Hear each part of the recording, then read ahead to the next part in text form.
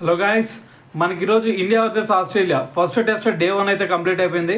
So ఈ టెస్ట్లో కనుక మనం చూసుకుంటే కంప్లీట్గా బుమ్రా షో అని చెప్పొచ్చు. సో ఎందుకంటే మనం 150కే ఆల్అవుట్ అయిపోయాం. మార్నింగ్ సెషన్లో చూసుకుంటే మనం 150కే ఆల్అవుట్ అయిపోయాం. అది కూడా కేవలం 48.4 అవర్స్ మాత్రమే మనం ఆడగలిగాం. సో దీంట్లో కనుక మనం చూసుకుంటే మనకి 41 రన్స్తో మనకి నితీష్ కుమార్ రెడ్డి హైయెస్ట్ స్కోర్గా ఉన్నాడు. దాని తర్వాత పంత్ చూసుకుంటే 37. సో దాని తర్వాత ఇంక ఎవరు చూసుకున్నా కూడా కేవలం దాని తర్వాత మనకి కేఎల్ రాహుల్ చూసుకుంటే 27 రన్స్తో. సో వీళ్ళు ముగ్గురే కొంచెం పర్లేదు అనిపించారు. సో మరి మిగతా బ్యాట్స్మెన్స్ అందరూ కూడా కొలాప్స్ అయిపోయారు.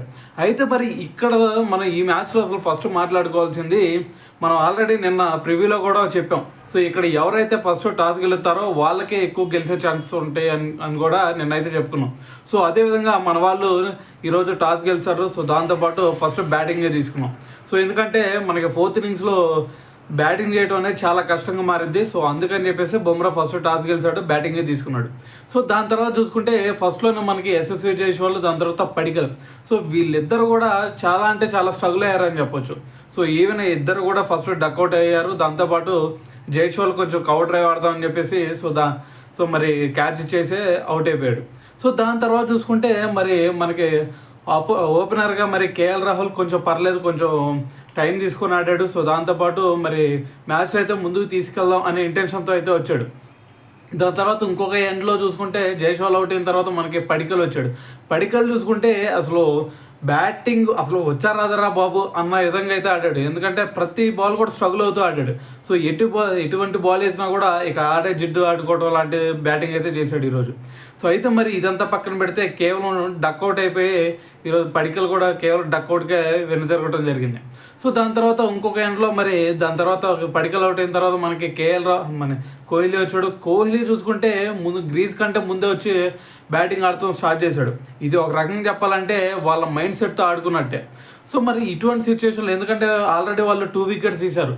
సో మరి విరాట్ కోహ్లీ ఇంత ఎక్స్పీరియన్స్ ప్లేయర్ కూడా గ్రీజ్లో ఉండి ఆడితే దానికి అర్థం ఉండదు. సో అందుకని చెప్పేసి మరి ఆస్ట్రేలియన్ బౌలర్స్తో కొంచెం వాళ్ళ మైండ్తో ఆడుకోవాలని చెప్పేసి సో కొంచెం గ్రీజ్ ముందుకు వచ్చేసి ఫస్ట్ బాల్ నుంచే స్టార్ట్ చేశాడు వాళ్ళ మైండ్ గేమ్ ఆడుతూ. సో అయితే మరి దీంట్లో చూసుకుంటే మరి ముందుకు వచ్చినప్పుడు మరి కొంచెం స్వింగ్ అవ్వకుండా దాన్ని కట్ చేసేయచ్చు. దాని తర్వాత బౌన్స్ అవ్వకుండా కూడా కొంచెం ముందే ఆడేసేయచ్చు.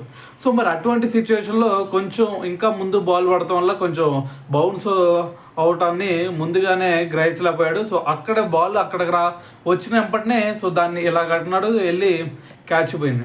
సో మరి కేవలం 5 పరుగులకే విరాట్ కోహ్లీ కూడా అవుట్ అవ్వడం జరిగింది. మరి దాని తర్వాత చూసుకుంటే మరి రిషబ్ పంత్, కేఎల్ రాహుల్, సో వీళ్ళిద్దరి మధ్య ఒక మంచి పార్ట్నర్షిప్ అయితే జనరేట్ అవుతూ ఉంది.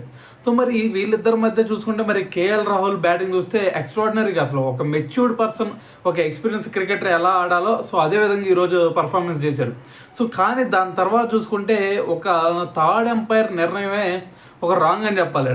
సో ఎందుకంటే అక్కడ మరి బ్యాట్కి బాల్ కూడా తగిలిన సందర్భం లేదు. సో దాంతోపాటు మరి అదే టైంలో మనకి బ్యాట్ వెళ్ళి ప్యాడ్ తగిలింది.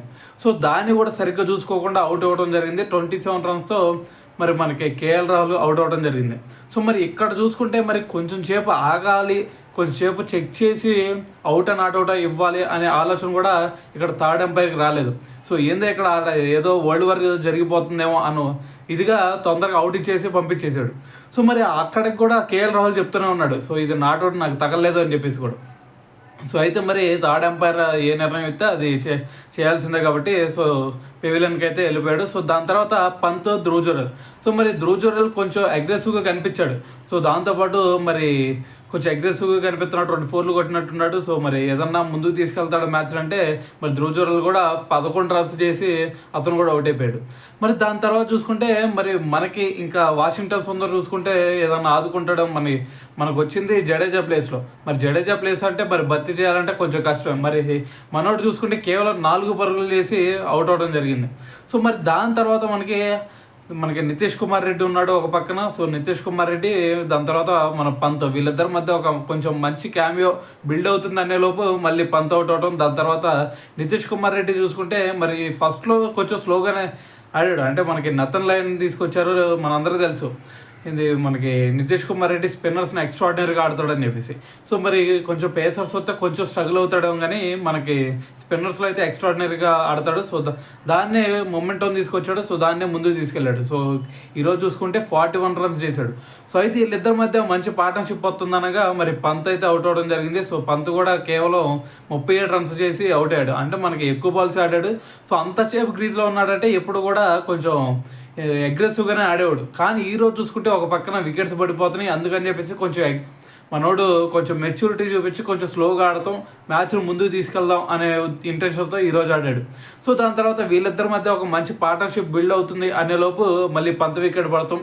సో దాని తర్వాత బుమ్రా మనకి ఇంకా నెక్స్ట్ చూసుకుంటే హర్షిత్ రాణా ఉన్నాడు. దాని తర్వాత హర్షిత్ రాణా కూడా ఒక 3D తీసాడు రాగానే. దాని తర్వాత ఒక 4 కొట్టాడు.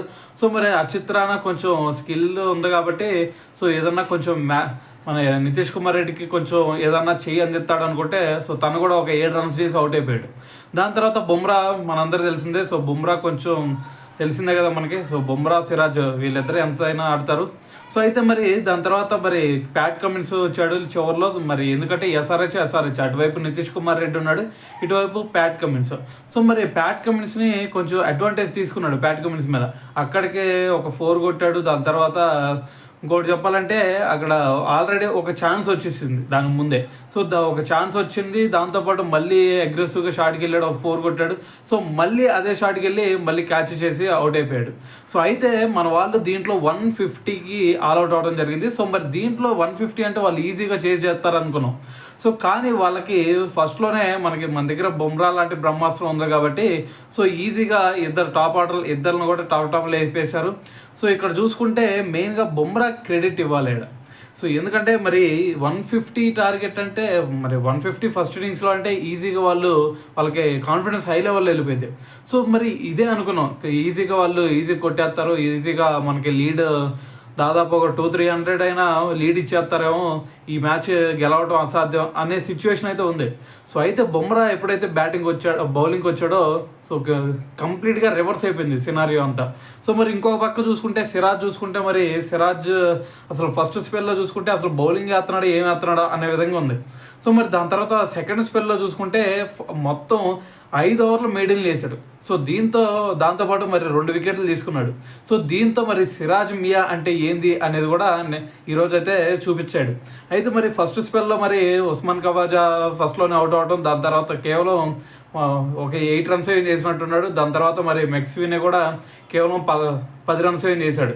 సో మెక్స్వీనే ఉస్మాన్ ఖవాజా ఇద్దరు కూడా వచ్చి రంగాల్లో పంపించేశారు. సో దాని తర్వాత చూసుకుంటే బుమ్రా ఎక్స్ట్రాడినరీ బాల్ వేసాడని చెప్పొచ్చు స్టీవ్ స్మిత్కి. సో మరి స్టీవ్ స్మిత్ చూసుకుంటే అసలు ఇక రివ్యూ తీసుకున్నాడు కానీ రివ్యూ కూడా అనవసరం చెప్పాలి. సో మరి అటువంటి సిచ్యువేషన్లో మరి బుమ్రా వేసిన ఎక్స్ట్రాడినరీ బాల్కి ఎవరైనా సరే తలదించాల్సిందే. సో మరి ఎల్బిడబ్ల్యూ అవుట్ అయిపోయాడు. సో వెళ్ళిపోయాడు.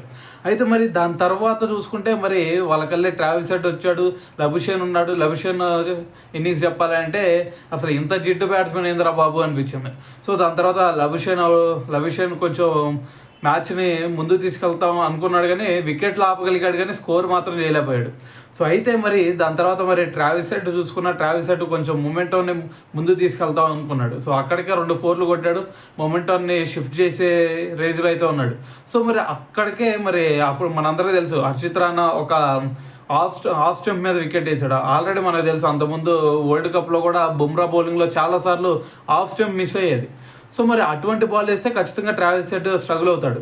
సో మరి అదే బాల్స్ హర్షిత్ రాణా ఈరోజు బాల్ వేసాడు. సో మనకి వికెట్ అయితే వచ్చేసింది. సో అయితే మరి దాని తర్వాత మరి మిచెల్ మార్ష్ వికెట్ పోతే ఆల్రెడీ మ్యాచ్ ఇక 90% అయిపోయిందే అనుకున్నాం.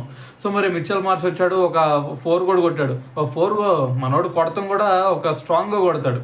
సో మరి ఒక 4 కొట్టంగానే కొంచెం ఏదన్నా ఆదుకుంటాడేమో అని చెప్పేసి అనుకున్నాం. సో దాని తర్వాత వెంటనే 6 రన్స్ చేసి తను కూడా అవుట్ అవడం జరిగింది. సో దాని తర్వాత చూసుకుంటే మరి మ్యాచ్ మిగిలింది అలెక్స్ క్యారీస్ చేతిలో. దాని తర్వాత లబుషేన్.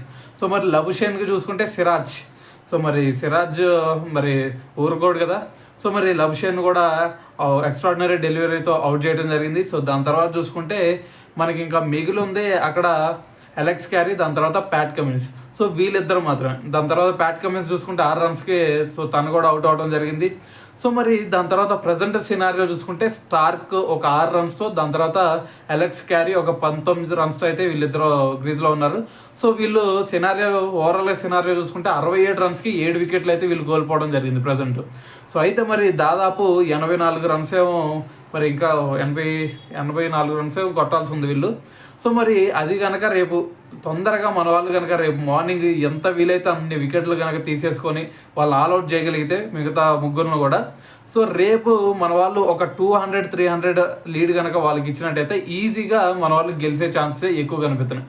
సో అయితే మరి ఈరోజు సినారియో కనుక చూసుకుంటే ఒక థర్డ్ ఎంపైర్ నిర్ణయం మాత్రం కొంచెం బాధాకరంగా ఉంది. ఎందుకంటే మన కేఎల్ రాహుల్కి కొంచెం ఎంతో టైం ఇవ్వకుండా ఏదో అయిపోతున్నట్టు ఎంపటినే డెసిషన్ ఇచ్చేయటం, దాని తర్వాత వాళ్ళకల్లే చూసుకుంటే మనందరం చూసాం కూడా Mitchell Marsh catch KL Rahul పట్టుకున్నప్పుడు, సో అది చాలా సేపు దాన్ని చెక్ చేయడం జరిగింది. సో అదే చెకింగ్ కనుక కేఎల్ రాహుల్ బ్యాటింగ్లో చూసుకున్నట్టయితే సో ఆటోమేటిక్గా మన వాళ్ళు అంత ఈజీగా మన వాళ్ళు 150కి ఆల్అవుట్ అయ్యే వాళ్ళు అయితే కాదని అయితే చెప్పాలి.